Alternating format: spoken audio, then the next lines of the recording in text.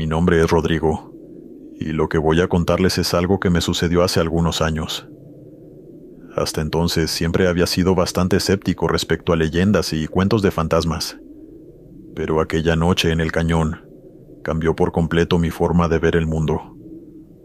Todo comenzó como una salida divertida entre amigos, un fin de semana de campamento, pero lo que experimentamos esa noche sigue atormentándome hasta hoy. Mi grupo de amigos y yo decidimos pasar un fin de semana acampando en el cañón del pueblo. Es un lugar bastante apartado, rodeado de montañas y un río que corre a lo largo del cañón. Durante el día, el lugar es precioso. El sonido del agua, el aire fresco y la tranquilidad lo hacían perfecto para desconectar. Sin embargo, desde antes de salir, algunos lugareños nos advirtieron que el cañón tenía una reputación extraña, sobre todo de noche.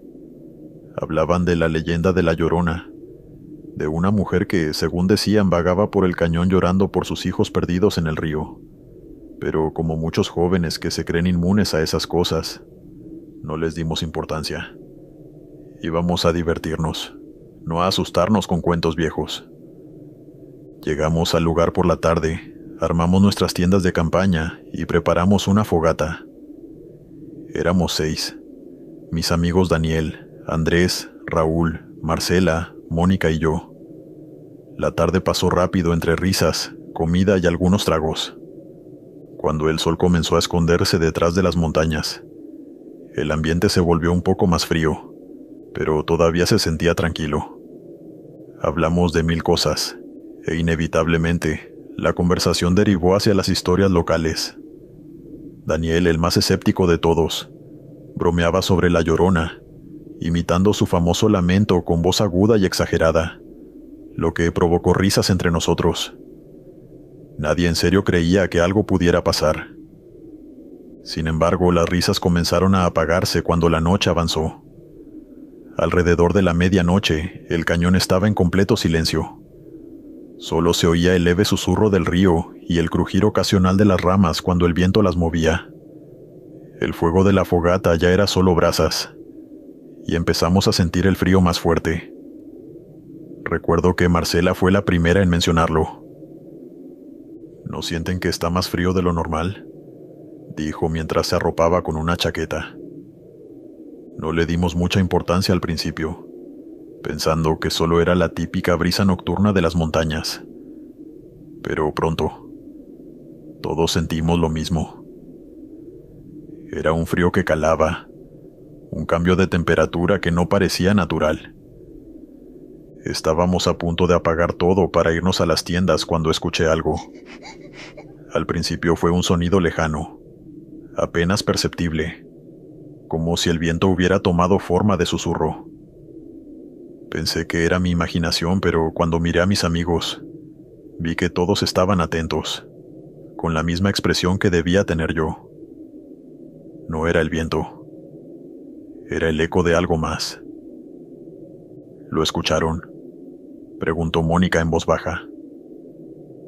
Todos asentimos en silencio, y en ese momento el eco se hizo más claro. Era un llanto, un lamento suave, casi como si alguien llorara en la distancia. Parecía provenir del río, pero no estábamos seguros. Daniel se puso de pie de inmediato, con una expresión seria que pocas veces le había visto. «Es solo el viento», dijo, intentando sonar despreocupado. «Voy a revisar». Lo seguimos, aunque ninguno de nosotros se sentía cómodo con la idea.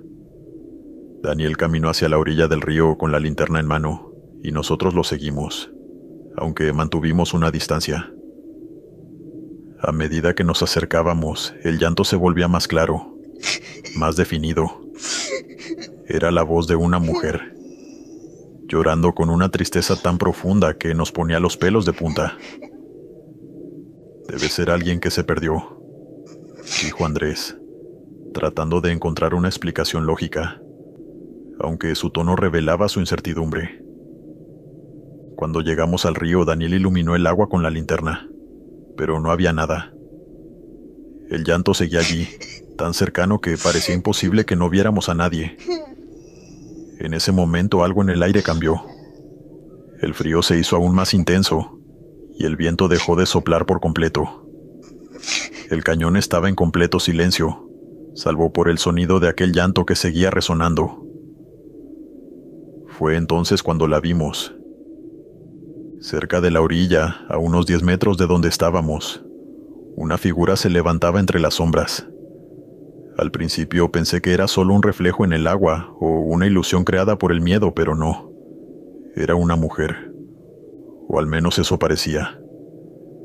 Estaba vestida con un largo vestido blanco, desgastado, que se movía suavemente como si flotara en el aire. Su cabello oscuro le cubría el rostro, y su cabeza estaba inclinada hacia el agua. El llanto venía de ella. No pude moverme. Ninguno de nosotros lo hizo. Estábamos paralizados, observando esa figura con una mezcla de terror y desconcierto. El llanto se hizo más fuerte, más angustiante, como si la tristeza que emanaba fuera a aplastarnos. Y entonces de repente se detuvo. La mujer levantó la cabeza lentamente, y aunque no pude ver su rostro con claridad, sentí que sus ojos estaban fijos en nosotros. Fue en ese instante cuando el miedo me invadió por completo. Era como si su mirada atravesara el aire, envolviéndonos en una oscuridad que no pertenecía a este mundo. Daniel fue el primero en reaccionar. Gritó que nos fuéramos y, sin esperar más, comenzó a correr de vuelta hacia el campamento. Corrimos detrás de él, sin mirar atrás, sin detenernos hasta llegar a nuestras tiendas. Nos encerramos en ellas, temblando, tratando de entender qué habíamos visto. Nadie dijo nada el resto de la noche, pero ninguno de nosotros durmió. El eco de aquel llanto seguía resonando en mi mente, y cada vez que cerraba los ojos veía la figura de esa mujer junto al río. A la mañana siguiente, recogimos todo y nos fuimos del cañón sin mencionar lo ocurrido. No sabíamos qué decir ni cómo explicarlo. Con el paso del tiempo, he intentado convencerme de que lo que vimos fue solo una ilusión, un juego de luces y sombras. Pero algo dentro de mí sabe que lo que presenciamos fue real. La leyenda de La Llorona es más que un cuento. A veces esas historias que parecen tan lejanas y fantasiosas tienen una verdad detrás. Una verdad que es más aterradora de lo que jamás pude imaginar. Y ahora, cada vez que escucho el sonido del viento por la noche, no puedo evitar recordar el eco de ese llanto en el cañón.